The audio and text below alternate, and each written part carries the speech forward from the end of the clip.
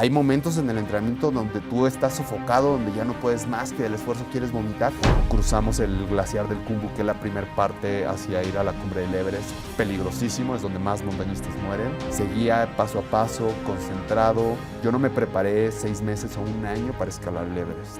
Adaptarnos fue complicado y cuando llego le digo, esto fue lo que me costó. Y me dijo, eso que pagamos para estar aquí duele.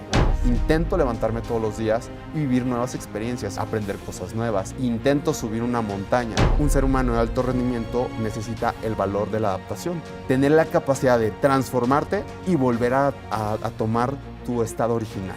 Y para mí es más valioso ser un ser humano de alto rendimiento que un atleta de alto rendimiento. Hola Rafa, pues qué gusto tenerte aquí en este episodio de Somos Grandes. Mi querida Nifa, muchísimas gracias por la invitación. Me siento muy honrado de poder estar aquí contigo y compartir a toda la gente pues un poquito de estas historias que venimos construyendo desde hace mucho tiempo. Oye, gracias, pero sobre todo quiero decirle a la gente que nos está escuchando que Rafa es un ejemplo ideal para expresar esa grandeza de los mexicanos. Eres maratonista, eres Ironman, eres triatleta, eres Ultraman, eres además alpinista, conferencista, empresario. Me acaba de decir que tiene una productora. Bueno, en fin, es una vida, yo te diría que es una vida de esfuerzo, una vida de emprender.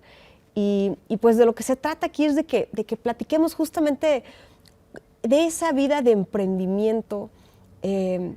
¿Tuviste siempre la certeza de que eras emprendedor o simplemente te fuiste descubriendo a través de los deportes? ¿O cómo estuvo eso? Yo creo que la vida me puso en diferentes circunstancias para ir conociendo cómo emprender en ciertos aspectos, pero principalmente cómo conocerme. Y creo que también lo importante de todo esto es el entorno que tuve, y creo que la base de eso siempre fue mi familia. Fue aquello que me empujó a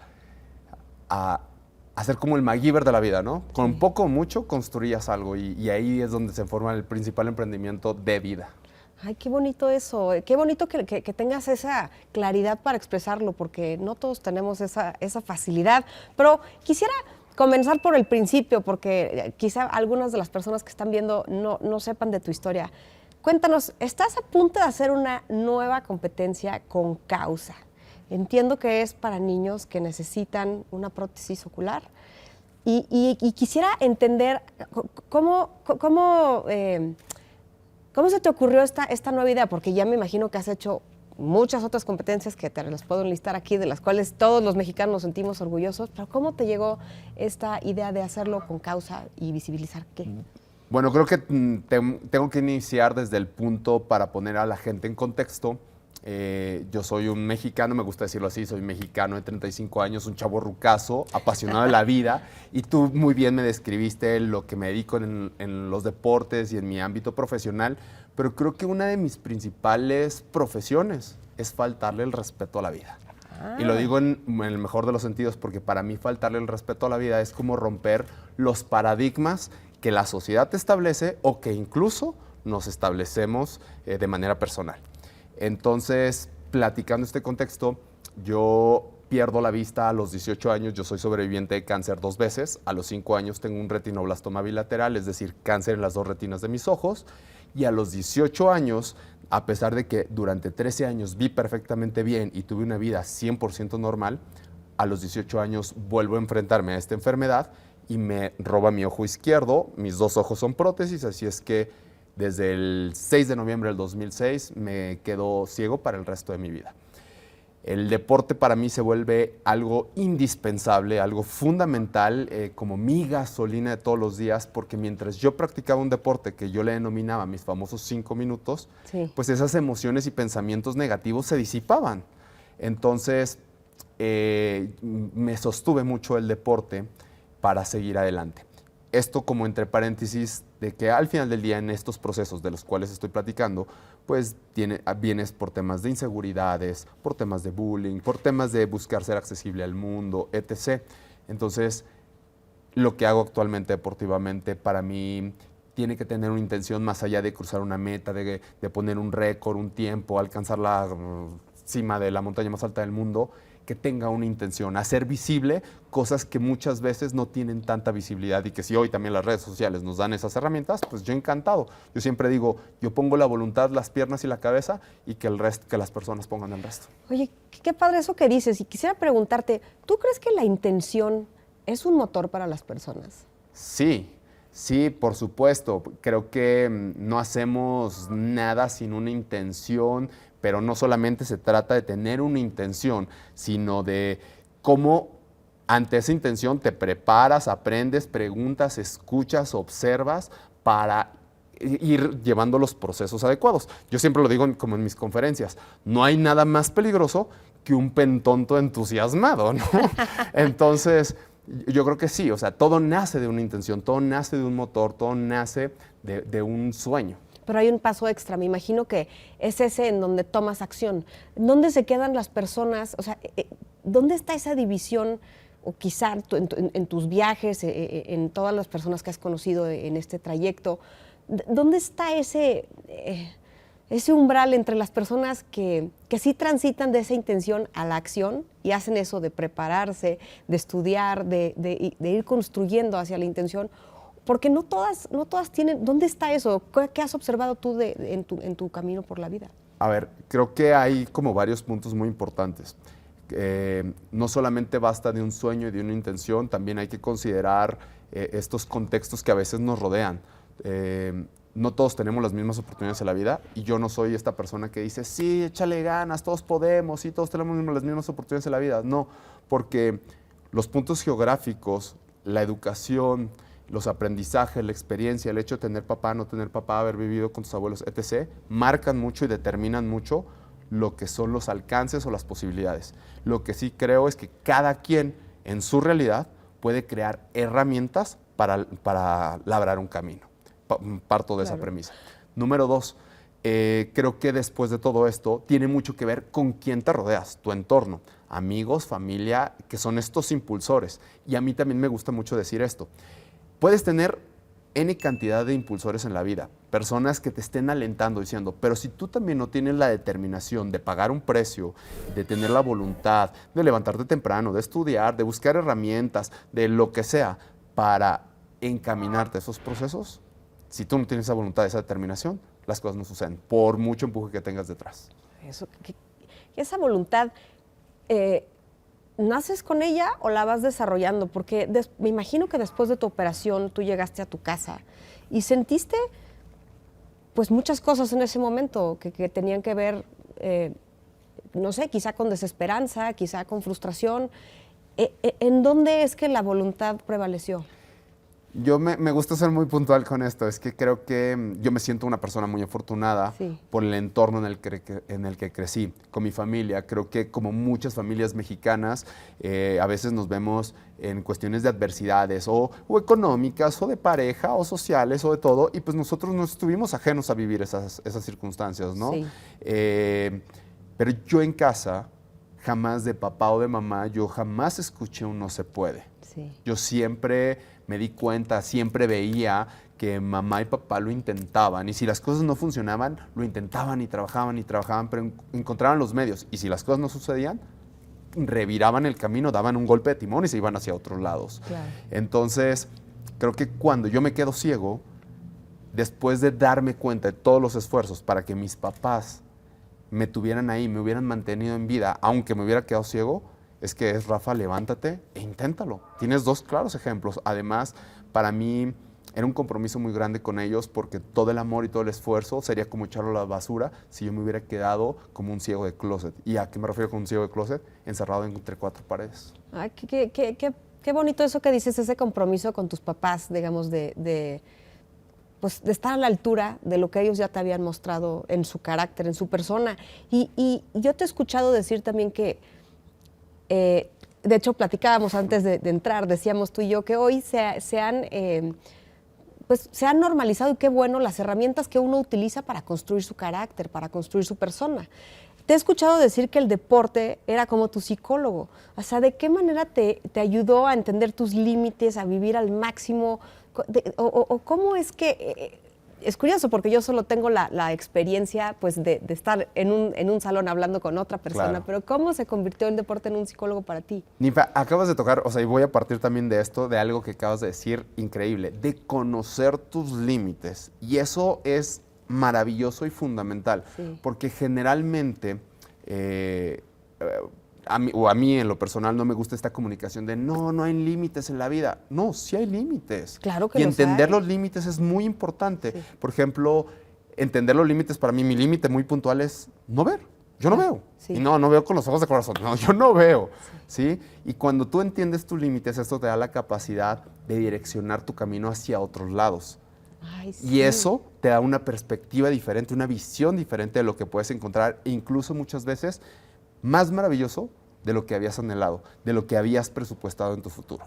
Qué bonito lo que estás diciendo, porque eso me hace pensar que tenemos también esa increíble capacidad, es que estoy siendo redundante, pero de ampliar tus capacidades. Exacto. No, es que la capacidad de ampliar las capacidades, totalmente, suena redundante, pero es en serio. Sí. Eso te ayuda a reinventarte, a redefinirte y te ayuda mucho. Y entonces, yendo de la mano de la pregunta que me hacías, voy a empezar desde algo muy sencillo. Cuando yo empiezo a hacer ejercicio recién ciego, voy a correr a una pista de tartán de 400 metros, un amigo se ponía a 100 metros, él empezaba a aplaudir y yo salía corriendo a toda velocidad hacia donde estaba él, solamente guiado por el sonido de los aplausos. Entonces al principio lo hacía con miedo, como que caminaba, trotaba, y cuando me empecé a soltar a correr esos 100 metros en 10 segundos, 50 y tantas centésimas, yo me sentía libre. Y decía, wow, o sea, Rafa, estás corriendo 100 metros a toda velocidad sin ser guiado por nadie. A lo mejor suena tonto y absurdo, pero después de terminar un maratón, después de correr un Ironman, después de ir a Panamericanos, después de terminar un Ultraman, de bla, bla, bla, bla, ¿cómo crees que te sientes? No, Fuerte de aquí y listo para lo que venga en la vida. ¿Y liberado puede ser? También liberado, pero... No quiero poner palabras no. en tu boca, pero me imagino que debe de ser... yo solo puedo relacionarme con lo que hace rato me decías que te querías aventar del paracaídas. Yo solamente me he aventado una vez del bungee y quiero sentir o sea, estás así con el miedo a todo lo que da y de pronto tomas el paso y es un poco empujarte y luego te liberas. Es en ese instante, no sé si así un poco te pasó en la carrera de 100 metros y en todo lo que fuiste construyendo. Y es que te liberas y endorfinas y tus miedos. Por eso yo le llamaba mis 5 minutos, porque mientras yo practicaba deportes, mis emociones y mis pensamientos negativos se depuraban por completo. Entonces, para mí, levantarme a hacer ejercicio era mi terapia y me liberaba y me relajaba. Pero también aunado a esto, muchas veces, y en este proceso de crecimiento, porque nunca dejamos de crecer como seres humanos, sí, pero en este proceso de crecimiento y en este proceso de aceptación de Rafa ciego, yo también mucho tiempo corría o hacía esto, pero huyendo de mi realidad. Me explico. Porque ante la búsqueda de encajar al mundo, buscaba la aprobación de las personas. Como de, mira, Rafa ya corrió 100 kilómetros, qué valioso, mira, si lo invitamos, o si es del grupo, o a lo mejor ya las niñas me volteaban a ver de, ay, mira, si voy a salir con él. No sé, desde las cosas más simples hasta las más complejas, y yo buscaba esa aprobación, pero realmente estaba corriendo de asumir mi realidad y entender que la ceguera no me definiera, que era un accesorio de mi vida y que más adelante se convertiría en mi herramienta o en mi superpoder. Ay, me encanta lo que dices y me queda, creo que es como anillo al dedo para esta entrevista porque esa limitante se convirtió en tu superpoder. Y creo que, como hablábamos del mundo del emprendimiento, ¿será que casi todas las limitantes se vuelven un superpoder o algunas siempre se quedan como limitantes? Algunas se pueden quedar como limitantes y a otras les puedes dar la vuelta. Creo que no podría decir sobre un concepto absoluto, pero a muchas cosas sí les puedes sacar un beneficio. Por ejemplo, el hecho de contar historias desde esta perspectiva, ¿no? Desde mi óptica, aunque suena chiste de humor negro, no. Pero sí, por supuesto, el hecho de hacer cosas que nadie ha hecho en mi condición y ¿qué hace esto? Que da incentivos a un mundo de accesibilidad. Y no me refiero a un mundo de accesibilidad de crear, que debería ser, pues es una utopía pensar que el mundo sea 100% accesible, pero me refiero al hablar de accesibilidad, donde entendamos todas las personas, con ceguera, sin ceguera, con una discapacidad, sin discapacidad, persona en general, que hay una constante en la vida. La única constante en la vida es el cambio. Y el mundo es transición, es evolución, es movimiento, es crecimiento. Y si no tenemos la capacidad de encajar en el mundo y de seguir construyendo y adaptándonos, nos quedamos parados y vemos cómo los demás avanzan y nosotros no. Entonces es más sencillo ser accesibles a la vida a que el mundo se adapte a ti. No, eso me acabas de dar, o sea, lo quiero apuntar para repetírselos a mis niños, de verdad. Creo que a veces nos cuesta trabajo esa capacidad, ejercer esa capacidad de adaptarse. Pero no sé si también para ti esa capacidad de adaptarse va de la mano de este pensamiento que tienes de que tu profesión es divertirte. ¿Te diviertes solo en los deportes? ¿Te diviertes también en tu productora? ¿Te diviertes o sea, porque pareciera ser que las personas acotamos la diversión solo a ciertos entornos o a ciertos espacios. ¿Cómo es para ti? Me divierto en todo lo que hago. La verdad es que algo también de lo que es importante para mí es siempre serme fiel, siempre hacer cosas que me gratifiquen de manera personal. Número 2, que no jodan al prójimo, Sí. Con sumamente respeto, ser coherente con lo que piensas, con lo que hablas y con lo que haces. Que es difícil. Y que es difícil, exacto. Sí. Entonces, yo lo que siempre busco es hacer esas cosas que me llenan, que me dejan un aprendizaje, que me incentiven a ir más allá y que siempre esté como con esta cosquillita y luego ¿qué sigue? Y creo que va mucho con esto de mi filosofía personal, que yo soy un hombre de intentos. Por todo lo que hago, por estas adversidades, le podemos llamar entre comillas, que he sorteado, la gente me dice, wow, es que lo que haces es extraordinario, eres un ejemplo de vida, eres inspiración. Pues no me considero ni pretendo serlo, porque también es como estar bajo el escrutinio de las personas y soy un ser humano y también cometo errores. Pero lo que sí soy es un hombre de intentos. Sí. Intento levantarme todos los días y vivir nuevas experiencias, intento aprender cosas nuevas, intento resarcir mis errores, intento subir una montaña, intento vivir. ¿Intentas trascender? ¿Intentas ser grande? ¿Alguna vez te has sentido grande? ¿Alguna vez te has sentido que ya trascendiste o es algo en lo que uno está en una constante búsqueda? Creo que sigo en esa construcción de la trascendencia personal. Creo que sí me siento grande y no lo digo desde un lado soberbio o egocéntrico, porque a veces nos cuesta también trabajo darnos este reconocimiento de por lo que hemos trabajado, por lo que hemos vivido, y yo sí me doy ese reconocimiento, y sí me siento una persona grande, y lo digo desde este lado donde volteo hacia atrás y veo el camino recorrido, digo, sí me debo de sentir así, ¿no? Claro. Y la trascendencia, hubo una experiencia, y te la voy a contar rapidísimo, una Claro. experiencia que me marcó mucho y que de hecho tengo un pequeño tatuaje Ok. aquí de eso. Estaba corriendo una carrera de 100 millas en San Antonio, Texas. Ajá. Y ya iba como por el kilómetro 130 y una persona de la India venía al lado mío y yo venía destrozado con la cabeza para abajo, hombros para abajo, venía dando pasos como podía y me pregunta, me escuchaba como que venía renegando mucho y me pregunta en inglés que cuánto me costó estar aquí. Entonces cuando me pregunta eso yo digo, viejo loco, pues, ¿cómo que cuánto me costó? Lo mismo que a ti, los mismos dólares, sí. ¿no? Entonces sigo avanzando y se acerca otra vez y me toca el hombro y me dice, ¿cuánto te costará estar aquí? Entonces yo le digo a mi amigo, oye, deja que se vaya, que no nos esté molestando y que se vaya. Entonces nosotros nos quedamos caminando y como que la pregunta me hizo demasiado sentido. Conforme pasaron los kilómetros, trotando, caminando, culminé los 160 kilómetros corriendo y cuando llego a la meta, como que me hizo clic la pregunta, ¿cuánto me costó estar ahí? Fue mucho tiempo de entrenamiento, dejar algunas actividades con mis amigos, tiempo, dinero, bla, bla, bla, bla, bla, bla, esfuerzo. Y eso es lo que me costó. Sí. Y cuando llego le digo, esto fue lo que me costó. Y me dijo, trascender duele.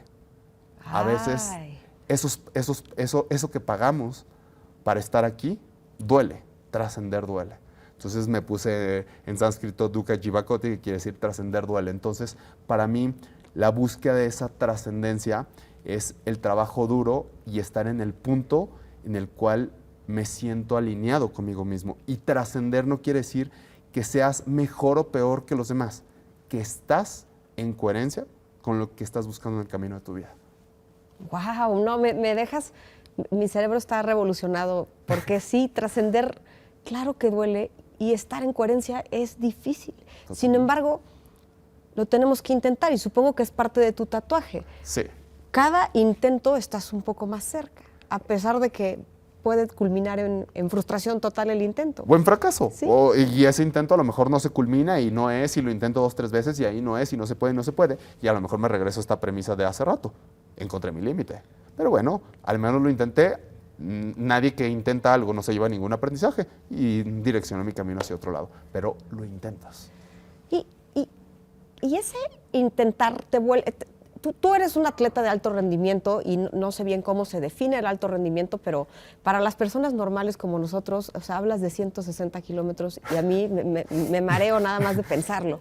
Entonces, me gustaría preguntarte, ¿cómo se define el alto rendimiento y si eso se puede llevar, que hoy estamos hablando de la grandeza, del emprendimiento, y el emprendimiento, ahorita estamos hablando muy específicamente de los deportes, pero también se puede llevar a muchos ámbitos de tu vida, que ahorita me vas a platicar de ello. Sí. Pero te quiero preguntar del término alto rendimiento. ¿Solo ciertas personas como tú pueden ser de alto rendimiento o tú crees que los que estamos en una vida un poco pues menos demandante que lo que requiere tu profesión, también podríamos ser de alto rendimiento? Claro que sí, y te voy a bajar ese balón de una forma divina y que me encanta el concepto. El alto rendimiento, y lo voy a simplificar, es como hacer un trabajo que te da la capacidad de dar los mejores resultados en base a tus capacidades. Es decir, tus cualidades las vas a explotar y vas a dar los mejores resultados, a diferencia de otras personas, obviamente por una adaptación, por un entrenamiento, por muchas cuestiones, ¿no? Pero justo, a lo mejor hay gente que nos está viendo y dice, ok, a mí no me interesa el alto rendimiento deportivo, pero lo más interesante de todo esto es que incluso a mí no me interesa ser atleta de alto rendimiento. A mí lo que me interesa es un ser humano de alto rendimiento. Y a mí me gusta entenderlo con 4 preceptos. Un ser humano de alto rendimiento necesita el valor de la adaptación. Ya lo dije un poco hace rato, que la constante en la vida es el cambio. Entonces hay que aprendernos a entender que aunque caminemos el mismo lugar 100 veces, nunca va a ser igual. Y a adaptarnos a esos cambios, a esta resiliencia, que es un concepto ingenieril, y que la resiliencia es tener la capacidad de transformarte y volver a tomar tu estado original. Caray, entonces, no eso se me hace increíble, la adaptación a la vida. La resistencia es como el entrenamiento constante que tenemos y que nos da la capacidad de ser más fuertes, mayor condición física, más resistentes, más ágiles. ¿Cómo generamos resistencia? Como seres humanos, con las experiencias de vida. Claro. Y suena como muy obvio, todo el tiempo tenemos experiencias de vida, pero ¿cuándo cruzamos la línea para tener experiencias de vida más allá de lo normal? Y eso nos da las cartas credenciales para cuando enfrentamos algo, tanto bueno o malo, y digo bueno porque incluso hasta el éxito a veces es difícil de gestionar. Sí. Oye, pero, o sea, en esa resistencia, si lo llevamos al ámbito del pensamiento, el pensamiento es un poco truculento, ¿no crees? Porque a veces te está también diciendo que por experiencia no puedes hacer algo o por experiencia este va a ser el resultado y no te permite a veces tener esa adaptación al cambio. Pero entonces la resistencia y la resiliencia de repente se contraponen con la adaptación al cambio. Pero justo es eso, estas experiencias constantes, el exigirte un poco más, el ir más allá, el dar un esfuerzo extra, es como el entrenamiento. Sí. Hay momentos en el entrenamiento donde tú estás sofocado, donde ya no puedes más, que del esfuerzo quieres vomitar, pero tu cabeza empuja y empuja. Y a veces lo logras y a veces no, y es justo. Esas experiencias constantes es lo que te dan las cartas credenciales, pues para tener la piel más gruesa y poder vivir lo que tienes que vivir. El tercer valor que me encanta es la tolerancia al dolor. Y todos como seres humanos, claro, todos sin excepción, y ninguno más maravilloso que otro, todos vamos a sufrir mental, emocional o físicamente. Sí. Y hay que saber también gestionar esta parte del dolor. Entender que es por un momento, por unos minutos, por unos días, por unas horas, pero al final del día las cosas pasan. Nada permanece para siempre. Qué bonito eso que dices. Nada permanece para siempre y esto también va a pasar. Exacto. Y tienes que seguir a la siguiente aventura. Exacto. Y el último valor, que es lo que me encanta, es el coraje. Y el coraje, llamémoslo, la llamita del corazón que tenemos aquí, el espíritu, que por ocasiones, por segundos, por minutos, te da la fuerza, la inteligencia, la destreza para materializar eso que creías que no podías, en un momento muy determinado. Y eso es lo que te hace cruzar una meta, es lo que te hace llegar a tocar una cumbre, lo que te hace enfrentar y solucionar o entender o gestionar una situación en la vida. Y para mí es más valioso ser una persona, un ser humano de alto rendimiento que un atleta de alto rendimiento. Ay, qué padre, qué bonito eso que dices. Me imagino que ahorita me hablaste muy bonito de tus padres. Sé que la pérdida de tu mamá te afectó mucho y me imagino que pues para superar el duelo decidiste conquistar el Everest porque lo has mencionado varias veces. Cuéntanos esa experiencia, o sea, ¿qué fue lo más difícil? ¿Pensaste tú en la muerte allá arriba? ¿Pensaste, o sea, qué te dejó el hecho de poder tocar la cima del mundo? Bueno, mi madre muere en julio del 2021. Mi madre fue mi más grande promotora en la vida, con sus miedos, con sus dudas. Cuando un hijo ciego le dice, oye, me voy a dedicar a subir montañas, pega el cielo en el grito, pero jamás fue una persona que me detuviera. Siempre se quedaba con la incertidumbre, con la duda, con el miedo, y a veces ni siquiera le explicaba bien qué iba a hacer. No, no te preocupes, está bien fácil el cerrito, y nada, que estaba fácil. Sí, sí, sí. Pero cuando ella se va, pues se va a mi mano derecha. Si bien tengo una relación muy buena con papá y con mi hermana, mi madre era con la persona que tenía más contacto emocional y con la que podía platicar de cualquier cosa. Entonces yo creo que lo más difícil que he vivido es la muerte de mi madre, más allá de quedarme ciego o cualquier otro cáncer. Entonces buscaba como sanar mi corazón y pues uno como persona, como ser humano, a veces buscamos la manera de darle paz. Y yo cuando iba a una montaña, cuando iba a Rusia a escalar la montaña más alta de Europa, llegaba a la cumbre, era como de, mamá, estoy más cerquita de ti porque estoy aquí en lo más alto de Rusia, de Europa, y estoy cerquita del cielo. Mamá, estoy acá en el Kilimanjaro, en la más alta de África, en el pico de Orizaba. Se convertían como mis templos para visitarla. Pero al final del día todavía había como esta parte del dolor. Y la promesa es que, mamá, te voy a soltar, te voy a dejar descansar y te lo prometo con un beso en la cima del mundo. Y por muchos momentos me dio mucho miedo. La persona que iba conmigo le da un edema pulmonar, se le llenan los pulmones de agua y tiene que ser evacuado desde campamento base, desde los 5.340 metros, cuando el Everest mide 8.848. ¡Qué barbaridad! Y me toca tomar la decisión de, ¿qué hago? Sí, sigo. Continúo con un Sherpa que no hablaba prácticamente inglés, que me hacía señas y yo de, oye, sí te explico que no veo, ¿verdad? No me hagas señas. Sí. Y me la jugué así. Y yo también agradezco mucho el voto de confianza que él me da, porque también a lo mejor él pudo haber dicho, oye, esto pareciera un suicidio si nos vamos nosotros. Sí.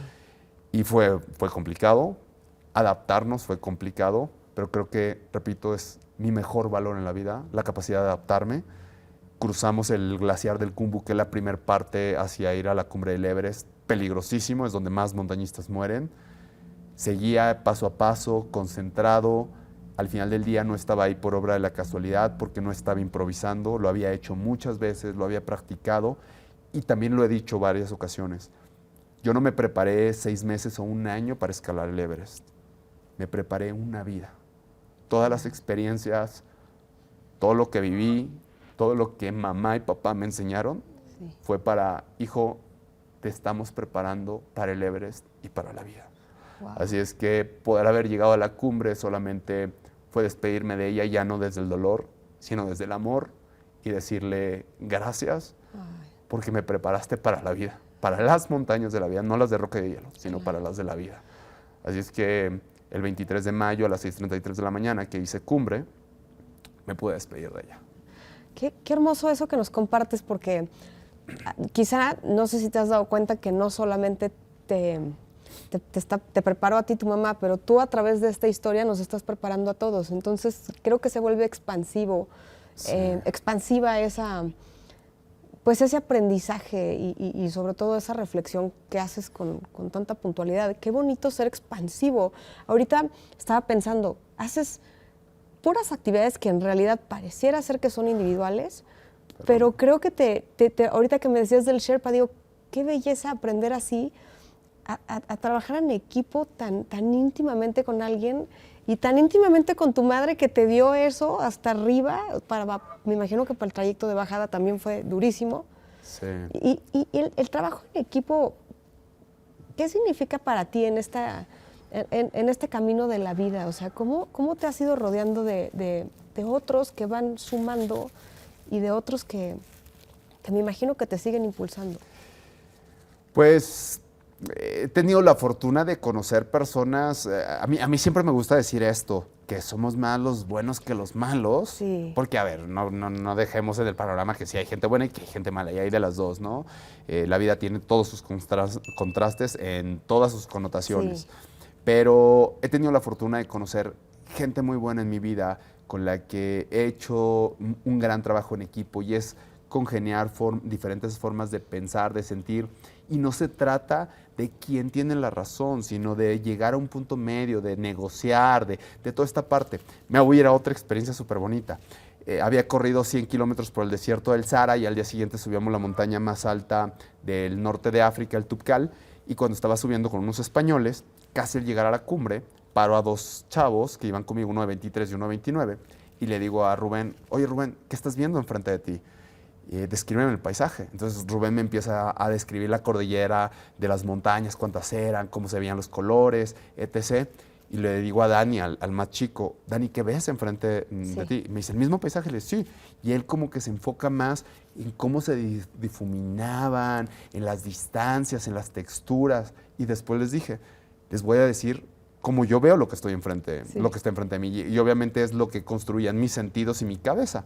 Entonces les digo, se dan cuenta que todos estamos parados en el mismo lugar, pero tenemos concepciones diferentes de lo que hay enfrente de nosotros. Claro. Y la cuestión no es pelearse y decir quién ve el mundo de la mejor manera, sino yo aprender de Rubén, nutrirse de yo los aprender demás, de Dani y que ellos aprendan de mí. Y eso se vuelve mucho más nutritivo. En un equipo, creo que eso es lo más importante. Y entender que el liderazgo dentro de un equipo no es quién es el jefe y lo que se diga, no, tener la capacidad de compartir ese liderazgo, esa capacidad de no que uno avance detrás del otro, sino avanzar juntos. Por supuesto, cada uno tiene ciertas cualidades, ciertas capacidades, pero las que son muy individuales se ponen a disposición del equipo para salir adelante. Y a mí me gusta decirlo como mi frase personal, porque generalmente yo lo hago en binomio. No es pensar por dos, es fluir como uno. Ay, qué bonito, qué bonito. Me dejas sin palabras porque me quisiera quedar callada reflexionando sobre lo que dices. O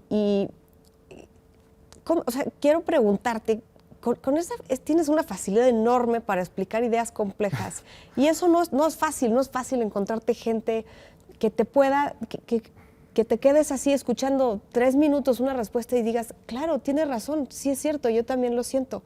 Y quiero preguntarte, entiendo que estudiaste carrera de Derecho, practicaste un tiempo, entonces, ¿cómo decidiste cambiar de profesión y desarrollar esto que tienes de manera tan natural, esta capacidad tan bonita que tienes de comunicar ideas, de comunicar sentimientos y conceptos que son tan útiles para todos nosotros? ¿Cómo decidiste cambiar de profesión? Es que como tal, yo no tomé la decisión me tomó a mí de cierta manera. Yo no era tan feliz, ojo, la carrera de Derecho es hermosa, es preciosa, pero la práctica en lo personal no me motivó por muchos contextos que ni siquiera quisiera ondear en ellos. La realidad es que no me gustó y punto. Y yo buscaba más esta libertad, pues imagínate, tengo como alma de león y yo enjaulado, pues no, me volvía loco en un escritorio bajo un horario. No te imagino jamás. Entonces no podía, de verdad era muy infeliz. Entonces el deporte llega a mí en ese momento también, muy fuerte, y las circunstancias de, oye Rafa, por ejemplo en ese entonces yo me acababa de comprar mi bicicleta doble y era de, Rafa, pues venos, danos una conferencia, transmítenos qué se siente subirse a la bicicleta ciego, cruzar la Sierra Madre Occidental en bici. Entonces todo nació de ahí, de contar una experiencia, de platicar lo que hacía, y llegó un momento donde esto me gustó tanto que obviamente tienes una curva de aprendizaje muy grande y que no dejas de aprender nunca. Si quieres seguirlo haciendo de la mejor manera, nunca dejas de aprender. Me encanta leer, me encanta escuchar a otras personas, me encanta escribir, me encanta amo lo que hago, me encanta lo que hago. Y estás en un constante aprendizaje. Estoy en un constante aprendizaje y justo el hecho de estar hoy, el día de hoy contigo, para mí es un aprendizaje. Para las personas que están detrás de cámara, ya les aprendí el cable, de qué se trata, el cue, Sí. la palabra, no sé, cualquier cosa. Entonces para mí eso es muy importante y trato de siempre ver cómo lo materializo en mi vida. Pero creo que tengo una de las profesiones más bonitas que pude haber elegido porque me da la oportunidad de convivir con muchas personas y yo me debo a las personas para aprender. Yo cuento lo que aprendo a través de otras personas. Obviamente tengo estos procesos personales, pero yo cuento lo que aprendo de las personas. Ay, qué bien. Y hay una retribución más allá de los honorarios económicos que son importantes para vivir, pero una de las retribuciones más grandes es estos mensajes que constantemente me están llegando en mis redes sociales de personas que, ojo, no las rescato ni nada por el estilo, las llevo a la reflexión. Porque si algo a lo que me dedico no es a dar conferencias motivacionales ni nada por el estilo. Yo dejo un buffet de experiencias y que cada quien se sirva de lo que le apetece y lo que mejor le nutra. Qué bonito ese pensamiento. De verdad, me llega al corazón porque yo te decía antes de entrar a cámara, te decía que yo pienso que tenemos mucho más en común los mexicanos que las cosas que nos dividen. Y que en ese sentido yo sentía que tu historia es preciosa para contar, no solo por todo lo que ya hemos escuchado aquí, sino porque quizá alguien pensaría que alguien que se dedica al deporte no emprende, pero emprendes todos los días. Y yo quiero como resaltar ese carácter y esa condición que tenemos de ser luchones, de emprender, y que nunca es microempresa, nunca es mini emprendimiento, es algo grande. Y tú eres un grande, Rafa, y hoy nos has dado un testimonio de que todos los días se puede reinventar uno. ¿Tú alguna vez, te consideraste emprendedor o es reciente? Que sé que tienes un negocio de perfumería que a lo mejor me cuentas ahorita, pero ¿tú te consideraste emprendedor? No, jamás me consideré emprendedor. Más bien, yo, como estaba tan clavado en la búsqueda personal de hacia dónde era mi camino, porque al final del día también este camino que me he labrado, pues a veces no era nada certero. Sí. Y entonces en esa incertidumbre es de, pues, ¿qué estoy haciendo? O no estoy emprendiendo, o apenas estoy buscando, o estoy perdiendo mi tiempo, o estoy malgastando mi dinero, o mi energía, o mi juventud, o lo que sea. Sí. Entonces, hasta más adelante, ya con un poquito más de experiencia, te das cuenta que los pasos que venimos dando son de emprendimiento, que en esencia emprendemos en vida. Y tú dices algo que me encanta. Somos entre 127 y 130 millones de mexicanos. No sé qué más o menos por ahí radica la cifra. Y afuera tenemos, en este país tan diverso, tenemos cosas tan increíbles. Podemos haber mexicanos de diferentes colores de piel, de diferentes puntos geográficos, de diferentes creencias, pero hay algo que nos mantiene unidos y es nuestra historia. Y es esa capacidad de hacer mexicanadas y hacer posible lo que a veces pareciera imposible, de levantarnos de la adversidad como terremotos, como lo que pasó hace poco en Acapulco y que seguimos en ello, pero que esto comprende a los mexicanos. A los mexicanos como personas sociales, como parte de este país, y que entendamos que en vez de estar polarizados y divididos y estas diferencias que hay visibles entre nosotros, entendamos que las diferencias no deben de dividir ni de restar, las diferencias deberían de sumar y multiplicar, y eso deberíamos de abrazar como mexicanos. Ay, qué bonito. Yo con eso me quedo. Creo que no puede haber un cierre más bonito que lo que dices. O sea, juntos sumamos, multiplicamos, juntos es que nos nutrimos. Me quedo con lo que dijiste hace rato de las diferentes perspectivas que tiene cada uno, quizá de un mismo paisaje, de un mismo momento, y cómo no es necesario pelear por la verdad, sino simplemente poder sentarnos en un entorno de escuchar. Y para mí escucharte ha sido un privilegio. De verdad, muchísimas gracias. Te felicito porque además estamos en un entorno de juventud, estamos en la Universidad de la Libertad. Exacto. Y creo que eres un referente. No sé si te guste que te mencionen como ejemplo. Yo creo que eres un ejemplo, pero no solo eso. Eres un referente de un mexicano que tiene Gracias. voz, que la usa para mover a otros, la usa para que esos otros reflexionen y puedan considerar una postura distinta, y eso en sí mismo pues es un gran regalo. Y así que de verdad que muchísimas gracias. Muchísimas gracias, gracias por la invitación y sencillamente mientras tenga energía, mientras la vida me dé la oportunidad, siempre, siempre, siempre voy a poner a disposición esta mente, este cuerpo, para llevar a los demás a reflexionar, y no solamente en el tema deportivo y en todos los demás. Y creo que bajo esta premisa sé dónde quiero encontrar mi límite y sé dónde está. Y lo quiero poner a disposición de los mexicanos en mi último respiro. Ay, qué bonito. Oye, ¿me dejas hacerte 5 preguntas rápido y me dices a qué te viene a la mente Va. con lo que te voy a preguntar? Me encanta. ¿Fracasos? Necesarios. Ándele. ¿Ceguera? Divertidísima. ¿Tu mayor miedo? Faltar el respeto a lo que hicieron de trabajo mis padres. Si fueras más valiente, ¿qué harías? Me siento lo suficientemente valiente. Súper. Si estuviera aquí tu mamá, ¿qué le dirías? No le tendría que decir nada, solamente al verme sabría que la amo. Qué bien. ¿El mejor de los olores? Uy, Tom Ford Cherry Smoke. Ándale. o Synthetic Jungle de Frederick Malle. Ok. ¿Y México? El mejor país del mundo.